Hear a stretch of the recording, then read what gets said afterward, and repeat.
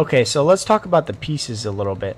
One advantage to the Rubik's brand is that you can take it apart relatively simply.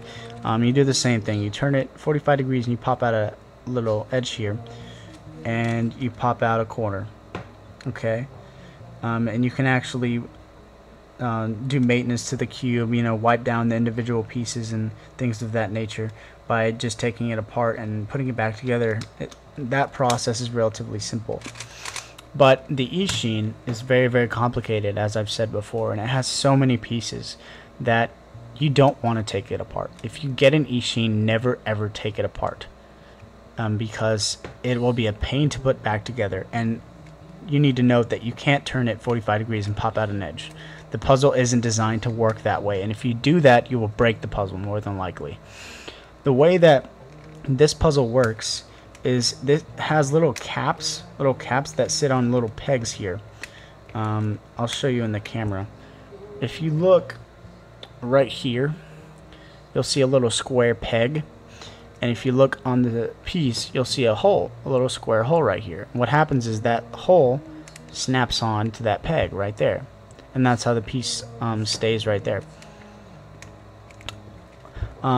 The reason they did this is so that you could have the screw here in the middle and be able to make adjustments.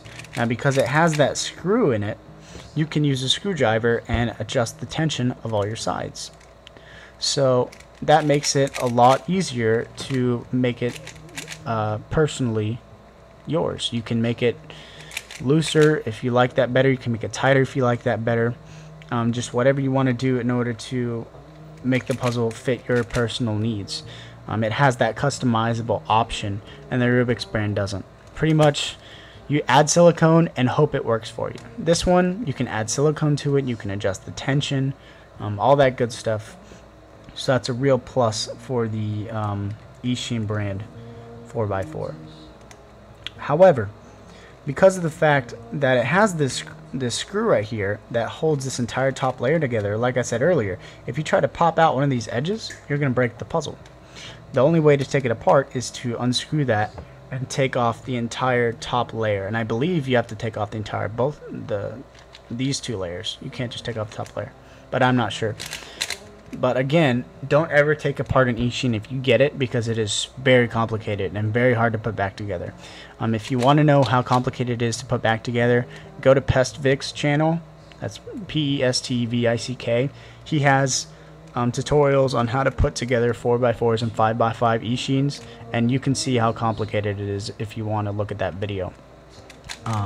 So again, don't take it apart. Don't try to take it apart, because you'll break it. This one, you can take it apart if you want to make personal adjustments to it, like such as wiping down pieces, sanding off pieces, and things of that nature. So one of the advantages that the Eastsheen has, again, because it has these little caps here, if you're solving a super cube like I am, and it has this weird tile here with this slant through it, if you're trying to solve that and it's getting really hard for you to do, maybe you solve the entire cube, except you have, you know, hold on a sec, you solve the whole thing except these two pieces, and you just don't know how to switch those two pieces. You solve the whole thing, and you just got to do those two, and you have no idea how. On the Eastsheen, you can cheat. You can just pop out these little inner pieces and put them back where they're supposed to be. So, you know, maybe if you're learning how to do the puzzle and you just forget that one algorithm and you don't want to stress about it, just go ahead and pop out those two pieces and flip them. It's a little bit easier to do. The Rubik's brand, however, is really nice because it has, you can take off the edges. So you can take off the centers in here and the edges in here and the corners in here. So if you're trying to, for example, if you're trying to practice your PLLs, I'm sorry, not your PLLs, your parity cases, and you want to practice your parity cases real quick, you can switch out the edges on a particular side, and that way you can practice your parity cases. Like, and it, as you see, I'm doing it right now. It's real fast. You can just pop out a couple of pieces, and you can practice your parity. There you go. And see, that was relatively quick, and you would not be able to do that with an Eastsheen cube because of the fact that you can't take off these edge pieces. Now, with that being said, maybe if you're solving the Rubik's Cube and you forget this parity case, you're like, oh crap, I totally forgot how to flip these two, but I still want to solve the cube. You can cheat and take them out. And again, because of the fact that you can take this piece apart more easily, it makes it a little bit easier for practicing. But if I had to pick one to use in every day, I would still use the Eastsheen.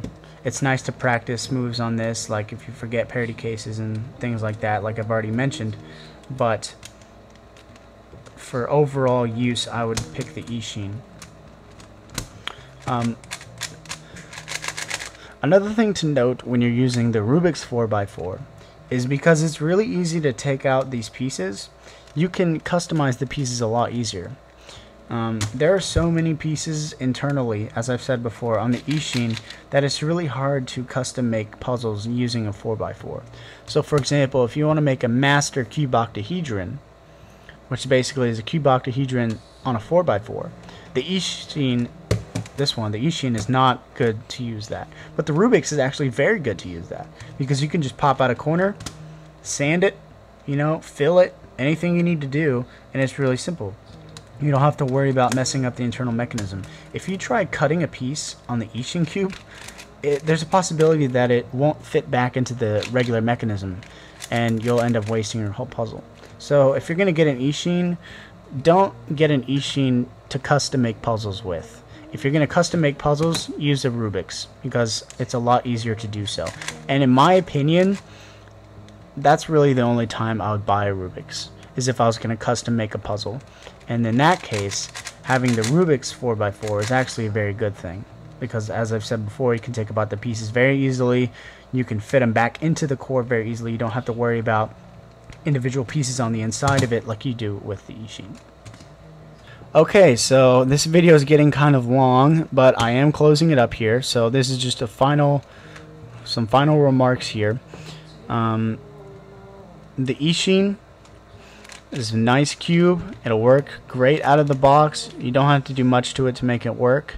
You do have to ship it all the way from China. So if you want to buy a cube immediately, the only option is the Rubik's. But really, if you choose to wait, you'll be a lot happier with the Eastsheen cube. The Rubik's brand 4x4. This puzzle is very simple, very easy to use. It's not likely that it'll break. It is a little bit bulky and it doesn't work as well. It locks up a lot more and it's just not structurally strong. However, if you're going to custom make puzzles with it, it's a very, very good idea to have a Rubik's brand 4x4. Okay, so that's the end of the video. To sum things up, Eastsheen is better, but Rubik's is still good sometimes. I hope you enjoyed watching this video. I hope that I made it as detailed as possible. I hope that I added as much information as possible, and if you have any questions, feel free to post a comment or private message me over YouTube. I'll be glad to answer any questions that you have. So thank you for watching. Please comment, rate, and subscribe. Thank you.